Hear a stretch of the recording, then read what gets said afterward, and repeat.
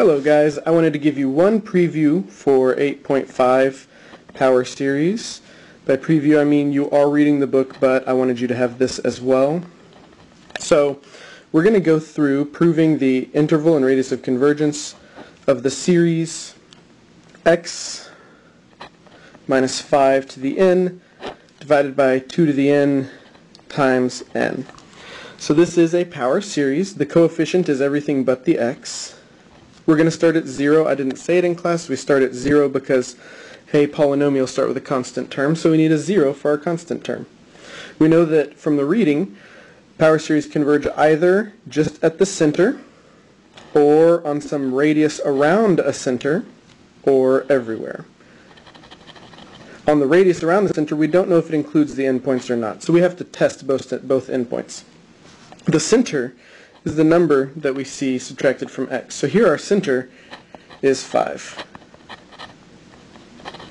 So whatever we find, we're going to be forming a function around x equals 5. So we're always going to start with the ratio test. We're going to let L be the limit as n goes to infinity of the absolute value. We're going to write the n plus 1 term, so replace every n with n plus 1, x minus 5 to the n plus 1 over 2 to the n plus 1 times n plus 1. Then we multiply it by flipping the original formula, so that's our an on the denominator, 2 to the n, and an n, and an x minus 5 to the n. When we simplify, we usually throw away our absolute values, but now we have x's, and the x's might be negative. So we have to leave absolute values around our x terms. So when we simplify first, we're going to get that this is the limit as n goes to infinity.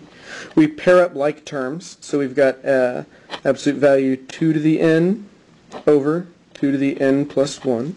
We've got an n over an n plus 1. And we've got an x minus 5 to the n plus 1 over x minus 5 to the n. We close our absolute values.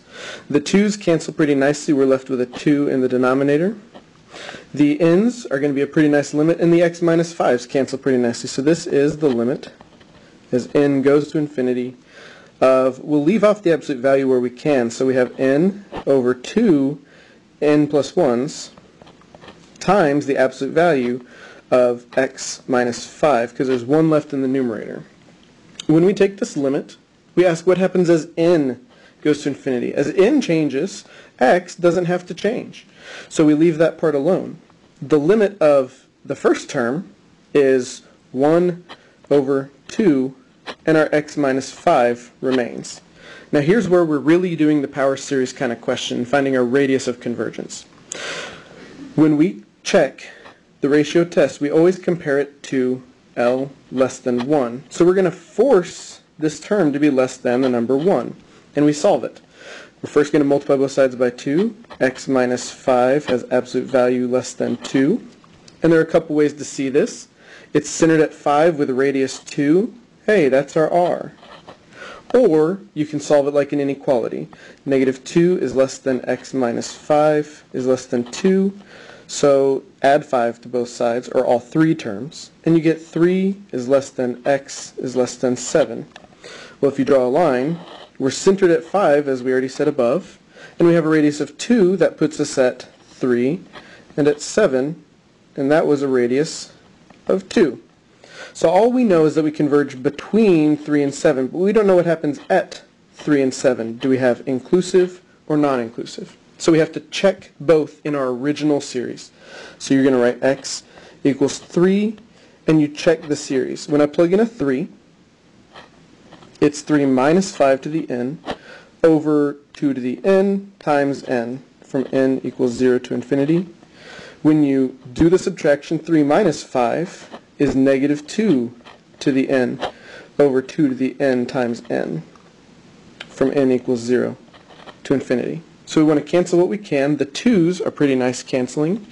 They're going to give us a negative 1 to the n. Negative 1 to the n over n from n equals, well, now we know it's got to be from n equals 1 to infinity. In fact, looking back, I should have started with n equals 1 because we're dividing by n, so we could never have a 0. So this we should recognize as the alternating harmonic series which converges. So 3 is in our interval of convergence. So this left endpoint up here is included. We check x equals 7. That's the series from n equals 1 to infinity of 7 minus 5 to the n. I'm just taking my original x and replacing it with the 7 over 2 to the n times n. That simplifies to 2 to the n over 2 to the n times n, and 2 to the n over 2 to the n is just a 1. So that's the series 1 over n from n equals 1 to infinity, which we should now recognize as the harmonic series. That's weird capitalization. Harmonic series, which we know diverges. So 7 is not included. So our radius of convergence is 2. Our interval of convergence is the interval that starts with a 3 and stops with a 7, but does not include the 7. So we converge from 3 to 7.